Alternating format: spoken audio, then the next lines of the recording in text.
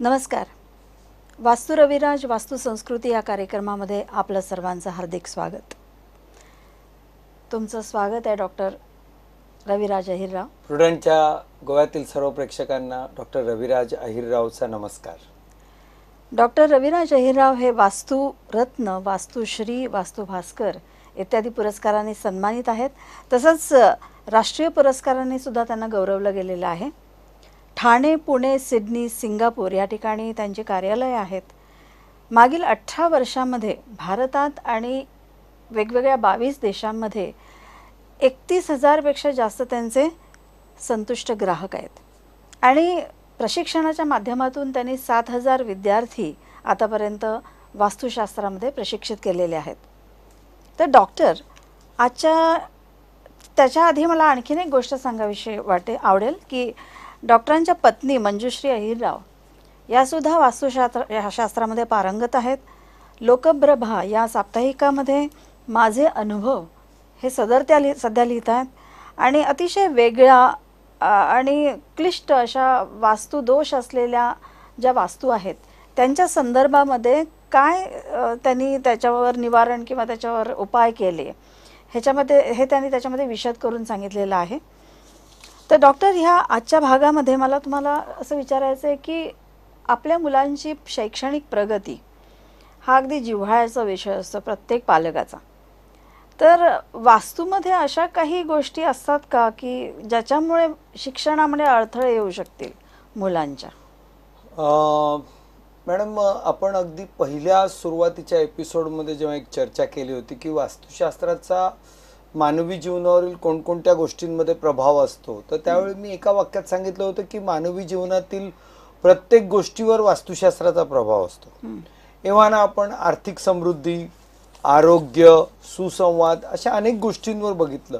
त्याच वेळी मला तुम्हाला सांगायचं आहे की हा जो शैक्षणिक प्रगती हा जो भाग आहे ही सुद्धा प्रत्येक कुटुंबाची एक प्रचंड महत्त्वाची अशी अपेक्षा असते. आणि विशेष म्हणजे वास्तुशास्त्र या ठिकाणी खूप मोठ्या प्रमाणावर अतिशय चांगली मदत मानवाला करतं. आता या ठिकाणी एक गोष्ट लक्षात घ्या की साधारणपणे ईशान्य दिशेचं म्हणजे नॉर्थ ईस्टचं वास्तुशास्त्र किंवा वास्तुरचना ही तुमच्या शैक्षणिक प्रगतीला म्हणजे एक चांगला सपोर्ट देत असते किंवा त्यातून चांगले फायदे होत असतात. थोडक्यात सांगायचं झालं तर ईशान्य दिशेमधील वास्तुरचना ही आर्थिक समृद्धी, शैक्षणिक प्रगती आणि आरोग्य या तिन्ही गोष्टींवर आपल्याला मदत करत असते किंवा लाभ देत असते. त्यामुळे नॅचरली ईशान्य दिशा चांगली म्हणजे वास्तुशास्त्र दृष्ट्या तर तुमच्या घरात शैक्षणिक प्रगती चांगली.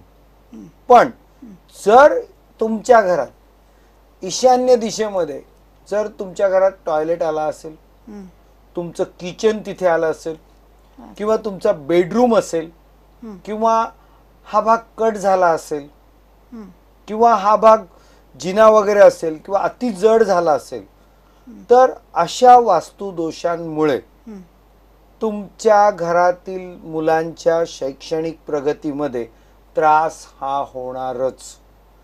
चांगली म्हणजे चांगला अभ्यास करून सुद्धा ऐनवेळी परीक्षेत काहीतरी गडबड होणं आणि कमी मार्क्स मिळणं हा ईशान्यच्या वास्तुदोषामुळे होणारा परिणाम आहे.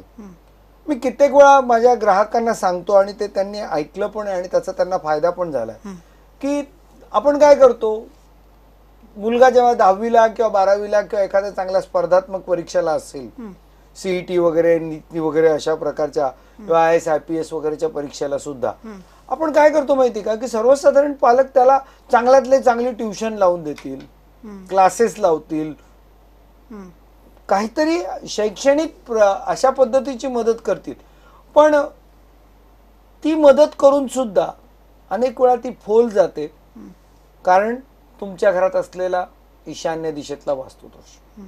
मग अशा वेळी मी तुम्हाला असं म्हणेन की जेव्हा तुम्ही हा सगळा खर्च करता शैक्षणिक प्रगतीसाठी मुलांच्या, तो आवश्यक चांगलं आहे, पण त्याच वेळी तुम्ही जर तुमच्या घराच्या ईशान्य दिशेच्या वास्तुदोष निराकरणावर जर तुम्ही फोकस केला, लक्ष दिलं, तर मला खात्री आहे त्याचा फायदा तुमच्या मुलांच्या शैक्षणिक प्रगतीमध्ये होतो. कित्येक वेळा माझ्याकडे असे पण काही ग्राहक आलेत की मुलगा 90-92% मार्क्स मिळवतो आणि सॅटिस्फाईड आहेत पालक, असं मी बघितलंय. पण त्याच घरामध्ये जेव्हा ईशान्येमधले वास्तुदोष दूर केल्यानंतर तोच मुलगा कुठेतरी 97-98% सुद्धा जातो, हे दिसलेलं आहे. सो त्यामुळे मी असं म्हणेन की तुमच्या घरामध्ये जेव्हा मुलांची शैक्षणिक अभ्यासक्रम चालू आहे, तर अशा वेळी निश्चितच तुमच्या वास्तुशास्त्रानुसार तुम्ही तुमच्या घराची एकंदरीत वास्तुदोष निवारण करून घेणं हे अत्यावश्यक आहे. अभ्यासाची जागा खिडकीजवळ डावीकडून उजेड येत असेल अशा ठिकाणी नॉर्मली आपण करतो. हो, पण तरीसुद्धा वास्तुशास्त्राप्रमाणे अभ्यास करायची जागा ही कुठली असावी? मुळात मॅडम एक लक्षात घ्या की सगळ्यात पहिली महत्त्वाची गोष्ट म्हणजे अभ्यासाची स्टडी रूम जी असते किंवा अभ्यासाची जागा ज्याला म्हणतात किंवा स्टडी रूम, ही संपूर्ण घराच्या नॉर्थ वेस्टमध्ये असली पाहिजे. त्यानंतर मुलाने अभ्यासाला बसताना त्याच्या पाठीशी त्याला भिंतीचा भक्कम सपोर्ट असला पाहिजे. समोरची जागा मोकळी असली पाहिजे. आणि तिसरी गोष्ट म्हणजे अभ्यास करताना त्याचं तोंड उत्तर, पूर्व, ईशान्य दिशेला असलं पाहिजे. आता बघा मॅडम, इथे सुद्धा पुन्हा विज्ञान आलं. आपल्या पृथ्वी अशी 23 डिग्री टिल्ट झालेली आहे. त्यामुळे जो नॉर्थ साऊथ ऍक्सिस आहे तो असा 23 डिग्री कललेला आहे. त्यामुळे ही जर उत्तर असेल माझं हे बोट, तर हा माझा अंगठा पूर्व असेल. आणि ही पृथ्वी अशी स्वतःभोवती फिरत असते आणि सरळ सूर्याभोवती पण प्रदक्षिणा. जेव्हा एक लक्षात घ्या की जेव्हा एखादं वाहन पुढे जातं तेव्हाच समोरून हवेचा जो काही एक चांगला अनुभव आहे तो आपल्याला येत असतो. तशीच ही पृथ्वी जशी पुढे सरकत असते तशी या पृथ्वीवरची किंवा विश्वातली सगळी पॉझिटिव्ह वैश्विक ऊर्जा ही त्या ईशान्य भागावर येऊन आदळत असते. त्यामुळे जेव्हा आपण त्या दिशेला तोंड करून आपण अभ्यास करू तर तिकडून येणारी पॉझिटिव्ह ऊर्जा या आपल्या सहस्त्रार चक्रातून शरीरात प्रवेश करते, आपलं तन आणि मन स्वच्छ प्रफुल्लित करते आणि परिणामी अभ्यास करताना विद्यार्थ्यांचं एकाग्रता आणि मनन, म्हणजे ज्याला आपण कॉन्सन्ट्रेशन आणि ग्रास्पिंग म्हणतो, हे अत्यंत चांगलं वाढतं. परिणामी मुलगा परीक्षेत चांगलं परफॉर्म करतो, चांगले मार्क्स मिळतात. त्यामुळे पहिली गोष्ट भिंतीचं भक्कम पाठिंबा, समोरची जागा ओपन, मोकळी.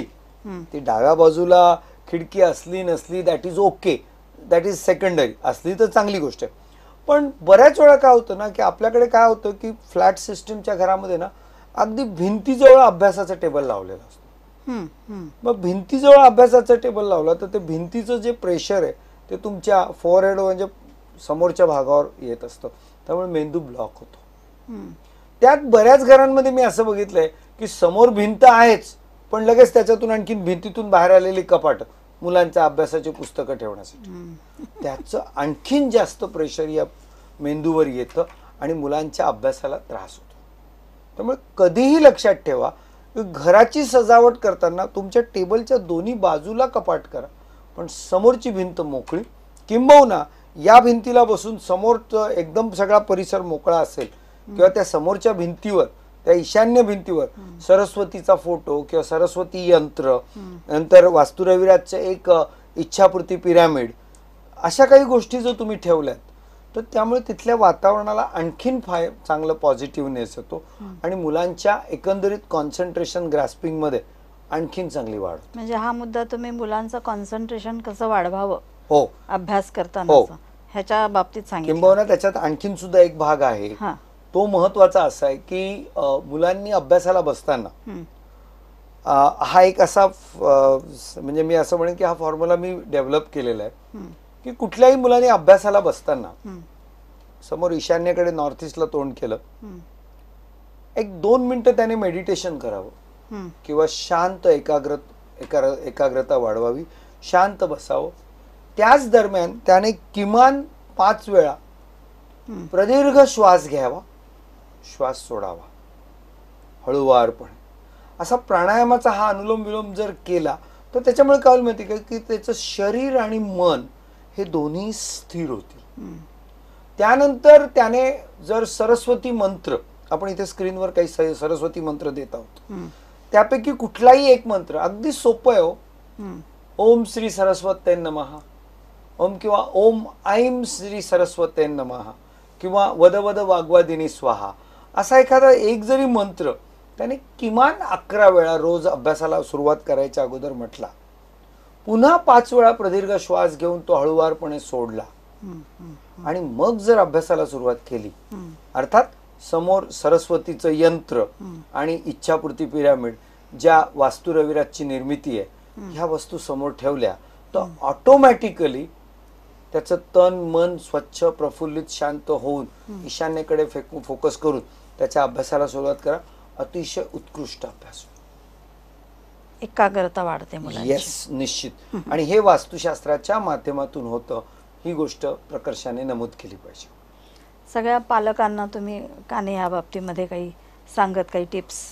मॅडम, किंबहुना मी असं म्हणेन की या विषयावर गेल्या अनेक वर्षापासून वास्तू रविराजमध्ये किंबहुना मी स्वतः आणि माझे मिसेस सुद्धा आम्ही सुरुवातीला आम्ही स्वतःहून काही शाळांना अप्रोच केलं आणि मग नंतर हळूहळू असं झालंय की आज मला वर्षाकाठी किमान एक 15 ते 20 शाळांमध्ये निश्चितपणे एक असा वर्कशॉप अनेक शाळा आयोजित करत असतात. म्हणजे गोव्यात सुद्धा मी ऑलरेडी 2 शाळांमध्ये असे लेक्चर्स दिलेले आहेत की जिथे बेसिकली काय केलं की ती शाळांची मॅनेजमेंट जी आहे ही 8वी 9वी 10वीचे विद्यार्थी आणि त्यांचे पालक यांना एकत्र बोलवतात. आणि माझा जो विषय आहे तो बेसिकली वास्तुशास्त्र विद्यार्थी, शिक्षक आणि पालक यांच्यासाठी. मला वाटतं ह्या कार्यक्रमाच्या निमित्ताने मी याची थोडीशी झलक किंवा त्याची माहिती मी दिली तर आणखीन मला वाटतं पालकांना आणि शाळा मॅनेजमेंटला त्याचा फायदा होईल. पण याच्यामध्ये काय होतं ना की शाळेचं पण वास्तुशास्त्र आहे. म्हणजे उदाहरणार्थ मुलं ज्या वर्गात शिकतायत त्या वर्गाच्या उत्तर पूर्व भिंतीवर जर त्यांचा ब्लॅकबोर्ड किंवा व्हाईट बोर्ड असला तर ऑटोमॅटिकली विद्यार्थी अभ्यास करताना उत्तर पूर्व ईशान्येला बघतील, त्यामुळे अभ्यास चांगला लक्षात राहील. नंबर 1. नंबर 2, शिक्षक एक सर्वसामान्य माणूस म्हणून त्याने त्याच्या जीवनात वास्तुशास्त्राचा अंगीकार केला तर निश्चितच त्याचं सुद्धा शारीरिक मानसिक स्थैर्य आणि एकंदरीत प्रगती ही चांगली होईल. आज शिक्षकांवर जबाबदारी खूप आहे, कारण एकेका वर्गात 50, 60, 70 विद्यार्थी, त्यामुळे त्या सगळ्या विद्यार्थ्यांना लक्ष देणं हे त्यांच्यासाठी सुद्धा करणं. पण वास्तुशास्त्राच्या माध्यमातून आपण त्यांची प्रोडक्टिव्हिटी, एफिशियन्सी वाढवू शकतो. हा झाला एक भाग.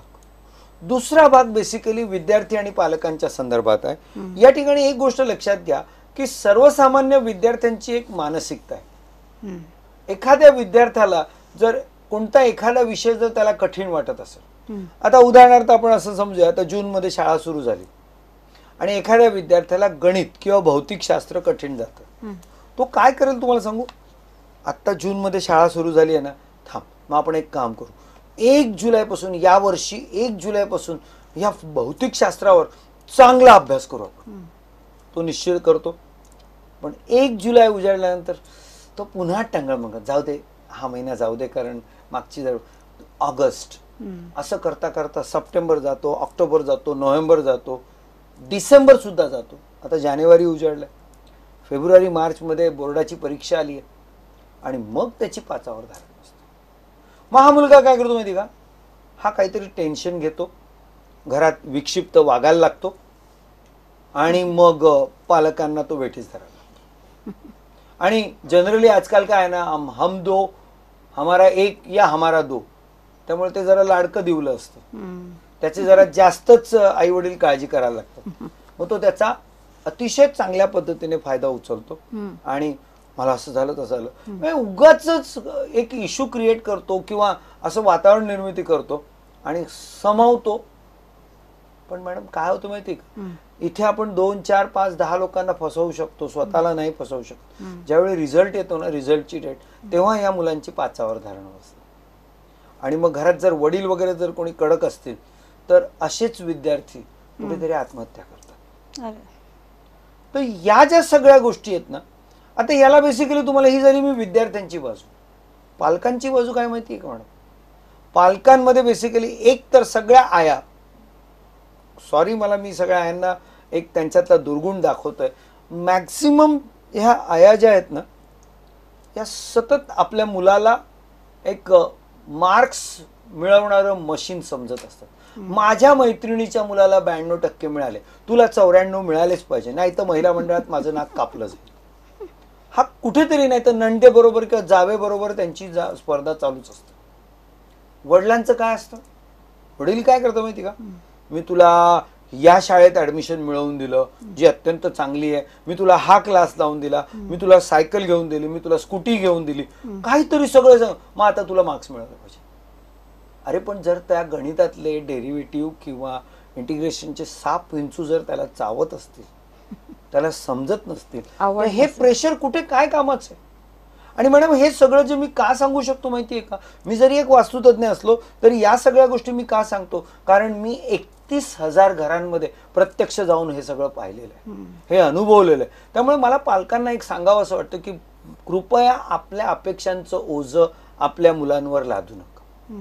आणि यामध्ये मला तुम्हाला सांगतो ना की या अशा पद्धतीने जेव्हा हा सगळा विषय पालक, शिक्षक आणि विद्यार्थ्यांसाठी एकत्र मांडला जातो ना, तर मॅडम मला एक गोष्ट प्रकर्षाने इथे जाणवली आहे की प्रत्येकाला बेसिकली काय होतं ना, आपल्यातले निगेटिव्ह फॅक्टर्स कळल्यानंतर ना अनेक लोक त्याच्यावर विचार करायला लागतात. आणि मग ते मुलाकडे किंवा त्या मुलाच्या अभ्यासाकडे शिक्षक पण आणि पालक पण दोघं अतिशय चांगल्या पद्धतीने बघायला लागतो. कुठेतरी त्या मुलाला पण त्याची चांगल्याची जाणीव होते. आणि याचं कारण दुसरीकडे काय असतं की त्या घराचं वास्तुशास्त्र केल्यामुळे तो जर ईशान्येचा टॉयलेट किंवा किचन वगैरे असेल तर तो आपोआप ते सगळे वास्तुदोष दूर झालेले असतात. कित्येक वेळा मी त्या पालकांना सांगतो की तुम्ही त्याचे आई वडील नाही तर मित्र व्हा. त्याच्या मनातली भीती, त्याला त्रास देणारे विषय हे समजून घ्या. गरज पडली तर एखादी प्रायव्हेट ट्युशन द्या त्याला. पण तो एकदा का तो विषय त्याला कळला तर आजची ही मुलं आहे ना, यांची बुद्धिमत्ता अफाट आहे आणि जबरदस्त फास्ट आहे. मॅडम आज जर तुम्ही एखादा मोबाईलचा हँडसेट आणला ना भारीतला भारी, ते 2-3 वर्षाचं लहान मुलं असतं ना, ते सगळे फीचर्स त्यातलं ओळखतं जे तुम्ही आणि मी ओळखू शकणार नाही. इतकी यांची इंटेलिजंट पॉवर फास्ट आहे. फक्त कुठे यांची गाडी जिथे अडकत असेल ना ती आपण समजून घेतली पाहिजे. मग इथे बेसिकली तुम्हाला सांगू की घरातला सुसंवाद. मला सांगा, जर आई वडिलांमध्ये प्रचंड तणाव चालू असेल तर त्याचा परिणाम मुलांवर होतो. शिक्षक बेसिकली काय होतं की काही विद्यार्थ्यांना, हुशार विद्यार्थ्यांना जास्त चान्स देतात आणि ढव किंवा मध्यम विद्यार्थ्यांकडे दुर्लक्ष करतात. पण या वर्कशॉपमधून किंवा या सेमिनारमधून मी तुम्हाला सांगतो की हे सगळे पालक, शिक्षक आणि विद्यार्थी माझ्याकडे किंबहुना त्याहीपेक्षा मी असं म्हणेन की वास्तुशास्त्राकडे इतक्या चांगल्या पॉझिटिव्ह ॲटिट्यूडने बघायला लागतात ना, शेवटी वास्तुशास्त्रच त्यांचं हे सगळं भलं करत. पण मला इथे अनेक विचारायचं आहे की पालकांची जी मनोवृत्ती आहे ना, की वास्तुशास्त्र केल्याने नावडता विषय मुलांना आवडता होणार असेल का?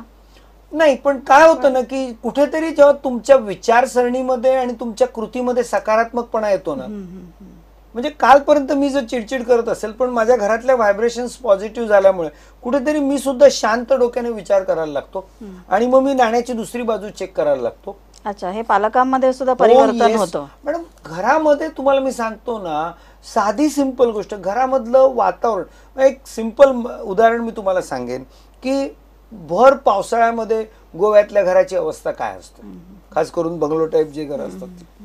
आणि पावसाळा संपल्यानंतर म्हणजे नवरात्र संपून दिवाळी येईपर्यंत आपण जी घराची चकाचक साफसफाई करतो, दिवाळीमध्ये का तुमच्या संपूर्ण शरीर आणि मनामध्ये एक नवचैतन्य का आलेलं असतं? गणपतीत तो सणाचा आनंद असतो, पण तुम्ही घराची जी साफसफाई, स्वच्छता, घर लख्ख केलेलं असतं ना, तुमच्या त्या लख्ख स्वच्छतेमुळे तुमच्या मनावरची पण जळमट दूर होतात. म्हणजे वास्तूचा असाही उपयोग आहे की पालकांची विचारसरणी मुलांच्या दृष्टिकोनातून थोडी बदलते.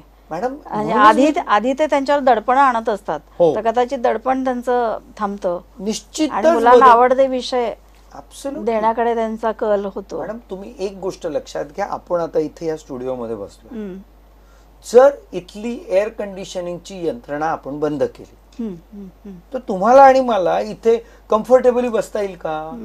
नाही येणार. पण जर आपण एसी चालू केला, इथलं वातावरण थंडगार झालं, तर तुमची आणि माझी मानसिकता इथे कम्फर्टेबल होईल, तुमच्यातला आणि माझ्यातला संवाद अप्रतिम होईल आणि तो प्रेक्षकांना व्यवस्थित दिसेल. बरोबर. सो हा जो प्रकार आहे ना, हे सकारात्मक बदल वास्तुशास्त्रामुळे घडतात. म्हणून माझं हे जे परवलीचं वाक्य आहे, प्रसन्न वातावरणात प्रसन्न मानसिकता आणि प्रसन्न मानसिकतेमधून उत्कृष्ट कार्यक्षमता म्हणजे प्रगती. पण आता जर घरामध्ये वास्तुदोष असेल जो मारक ठरतोय मुलांच्या शैक्षणिक